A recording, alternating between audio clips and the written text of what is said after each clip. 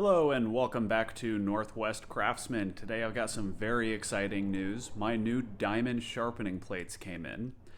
So one of the things that I wanted to tell you guys about was I initially tried sharpening with the granite block, and you've seen me do my videos on that. If you haven't, go back and look in the feed because I have done that. And it's kind of the cheap way to go about sharpening your tools, but it does work decently well. The biggest problem that I found with that is that your sandpaper starts to kind of bow up after the first time you get it wet. So if you swap your sandpaper out every time you sharpen, it works just fine. But because I didn't want to do that, I tried then to just get some cheap ceramic plates off Amazon.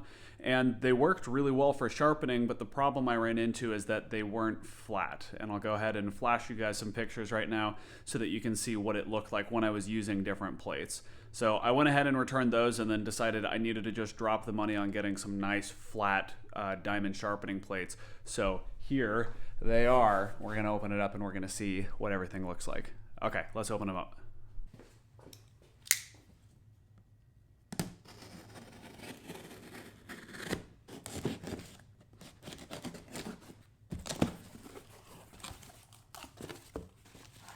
Here we go.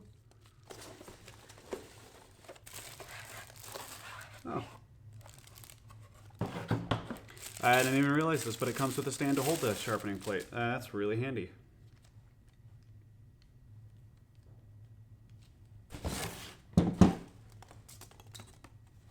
Okay.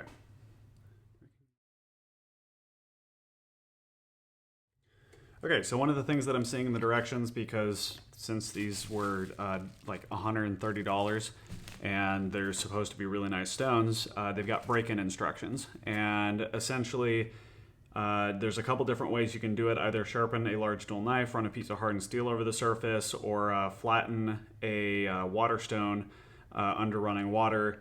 And I need to find something because they actually very specifically at the end say do not flatten the back of a chisel or a plane with a brand new diamond stone, which is exactly what I was going to look to do. So let me see if I can't find something. I'll get back. Okay, something that was interesting to me as I was reading the directions is that they recommend using Krud Kutter instead of Windex, which is what I've been seeing online just about everywhere else. They said that Windex will work, but Krud Kutter works better, and seeing as they made the stones, I'm going to go ahead and use their recommendation and see how it works. Go ahead and set all the trash over there. Set this guy here. So I didn't really have any steel in my garage that I didn't care about, and the only thing that I could find was this big old rusty cleaver. So I'm going to go ahead and try and get this guy sharpened. It's pretty darn dull right now, but we'll see what we can do with it across these stones while we're breaking them in.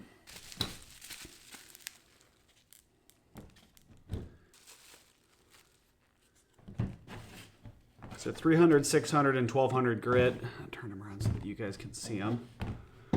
In increasing order, so 3, 6, 12. We'll start off with this one and slowly work our way up.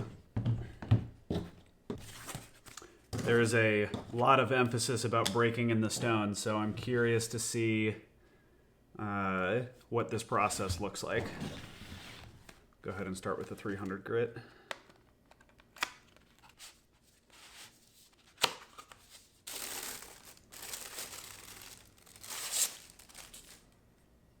Okay, interesting thing to note, I thought that it was going to be coated on both sides, but this side is perfectly smooth, like just raw steel, and it's this side that has the diamonds on it. So I'm going to go ahead and mount this guy up, and we'll go ahead and start the process. Decided I should probably just get prepared. One of the things that was in the intro sheets, where are they? They're somewhere right over here. Ah, I set them over here. Yeah, so the two important things they said is that you should have a good puddle of lubricant on the stones at all times, and that you should rinse the stone well after the first minute and every 2 minutes thereafter until the stone is broken in. Although they said the stone should be fairly well broken after 5 minutes and then very well broken in after 10 minutes. So it sounds like we wash it once on the minute, and then we'll have 2 more times before the 5 minutes, and then just give it can't do 2.5, so we'll do 3 more times to take us straight up to 11 minutes if I did my math correct on that. So we'll see how this goes.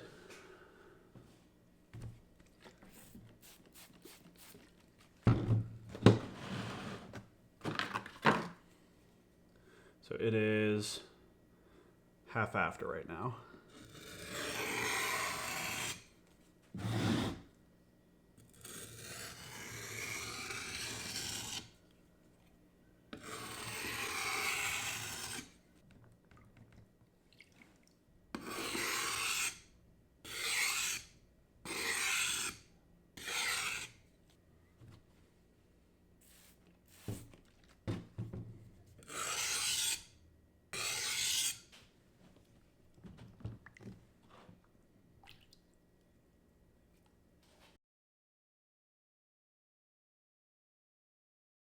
Okay, so here's the quick paper test. I would never expect a cleaver to be this sharp, but if we go ahead and try and cut it, it's not perfect, but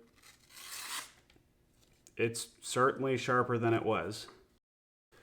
So for this, I'm going to go ahead and just let you guys sit back, relax, and enjoy the process.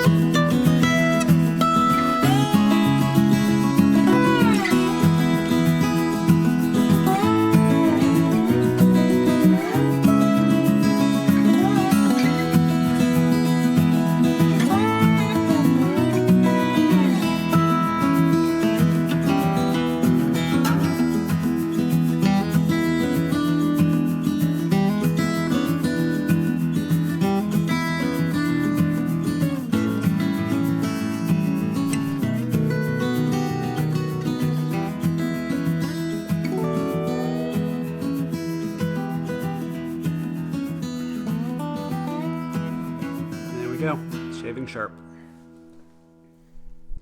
Hey guys, thanks for joining me on this video today. I hope that you found it helpful.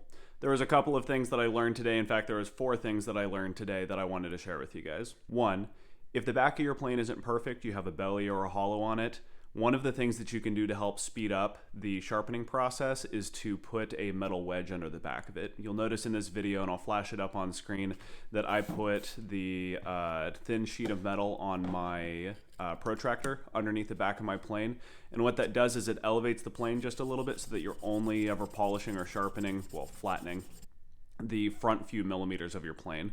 Because you don't necessarily need the entire back of your plane ironed like you would on a chisel, because on a chisel you're trying to keep it flat across the back, but on a plane you're just looking for a sharp edge. So if you keep it elevated like that, you can polish it until you get just the first couple of millimeters without having to do a drastic amount of work. So you do the same exact thing where you're trying to get the front few millimeters flat or sharp, and then you can rotate over to the bevel. The second thing that I learned is Krud Kutter is very slippery and very messy. It's not really that big of a deal, but just as a heads up, it's really slick and it can get pretty messy. 3, Once you get the non-uniformities out of the back of your plane or off the bevel of your plane, sharpening it takes hardly any time at all. Once I got through and I initialized everything, I was able to blow through all 3 of my diamond plates in hardly any time flat. So I'm looking forward to that, reducing the amount of time it takes to sharpen my implements in the future. And I imagine the same thing goes for when I start sharpening my chisels as well. And 4. One of the things that I learned is that diamond stones are worth every single penny that you spend on them. They are really expensive to get, but there's actually a cheaper option that was recommended to me as well by Saul Mena, who had commented on one of my previous videos. It's from the same company, Ultra Sharp. So I got the Ultra Sharp regular kit, which was like $140 for 3 8-inch by 3-inch diamond stones. He pointed me to another one, which is also 3 stones, but it's the Ultra Sharp 2 kit, which is 2 inches by 6 inches. For any hand sharpening you're doing, it's going to be just perfect. And so I also recommend getting that kit if your price for entry is what is causing you not to get diamond stones, because honestly, what I learned in this is that diamond stones are worth every penny that you spend on them. They are incredible, and it helped to fix any of the issues that I had with any of my other sharpening systems. So highly recommended, and thank you, Saul, for pointing that out to me. Thanks again for joining me today. If you liked what you saw in this video, please comment, like, and subscribe. And we also have an Instagram if you'd like to follow us there, where we post videos kind of through the process of what we're doing. And yeah, thank you guys for joining. I appreciate it. Have a nice day.